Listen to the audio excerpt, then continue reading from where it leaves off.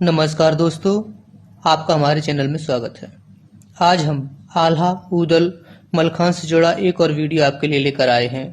इससे पहले हमने आपको बताया था कि किस तरह गजराजा ने धोखा देकर मलखान को अपने किले में कैद कर लिया। फिर राजकुमारी गजना ने मलखान के कैद होने की खबर आल्हा तक पहुंचाई।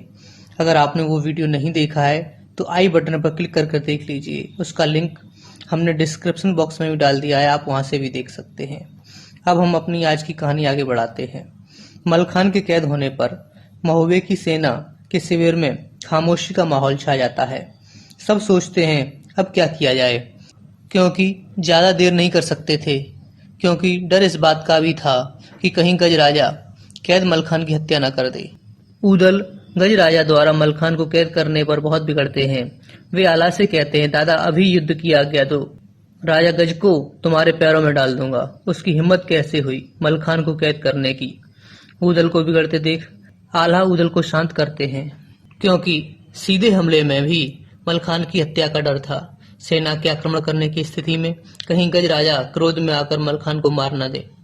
आला के चेहरे पर चिंता की रेखाएं उभर रही थीं। सब असमंजस की स्थिति में थे।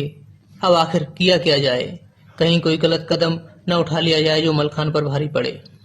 फिर आला और ताला सैयद एक योजना बनाते हैं, जिसमें आला को ब्राह्मण का भेष बनाकर गजराजा से मिलना होता है और राजा को अपने जाल में फंसाना होता है, अपनी बातों में लेना होता है। इस तरह की योजना बनाकर आल्हा ब्राह्मण का भेष बनाकर गजराजा से मिलते हैं। ढेवा आल्हा के साथ जाते हैं। ढेवा गजराजा के दरबार में पहुंचकर ब्राह्मण बने आला के बारे में गजराजा को बताते हैं। ये ब्राह्मण बहुत सिद्ध पुरुष हैं, ये भविष्य के ज्ञाता हैं। तब गजराजा ब्राह्मण बने आला से पूछते हैं, बताओ कुछ हमारे भविष्य के बारे में। तब आला कहते हैं, तुमने एक दुश्मन को कैद कर रखा है, यह दुश्मन तुम पर भविष्य में बहुत भारी पड़ेगा।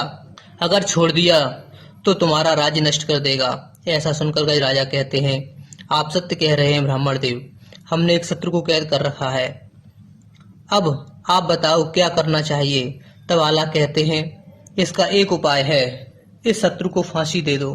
गजराजा कहते हैं, फांसी तो दे दें, लेकिन इसके साथी हैं वो हम पर हमला कर देंगे, तब हमारा क्या होगा। तब आला कहते हैं, इसको फांसी जनता के सामने दो, जिससे उसके साथियों में भय पैदा हो जाएगा और वे तुमसे डरकर भाग जाएंगे।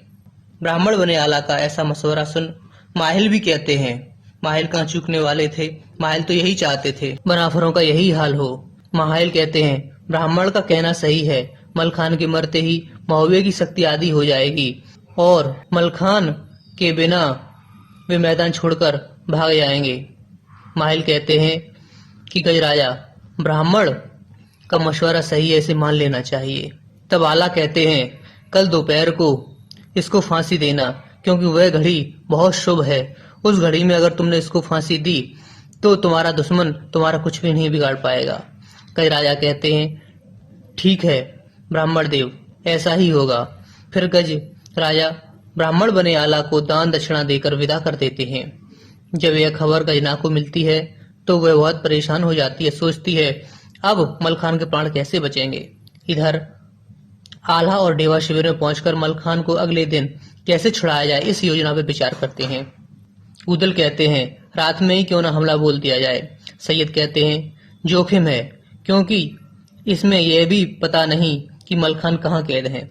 मलखान को तब छुड़ाना ज्यादा आसान होगा जब मलखान को फांसी के लिए लाया जाएगा, क्योंकि वहां जनता की भीड़ होगी, हमारे सैनिक उसी भीड़ में घुल मिल जाएंगे तो कोई पहचान नहीं पाएगा और शत्रु भी सचेत नहीं होगा उस समय। फिर इसी योजना पर आला सहमति दे देते हैं और निश्चय किया जाता है कि कल मलखान को छुड़ाया जाएगा।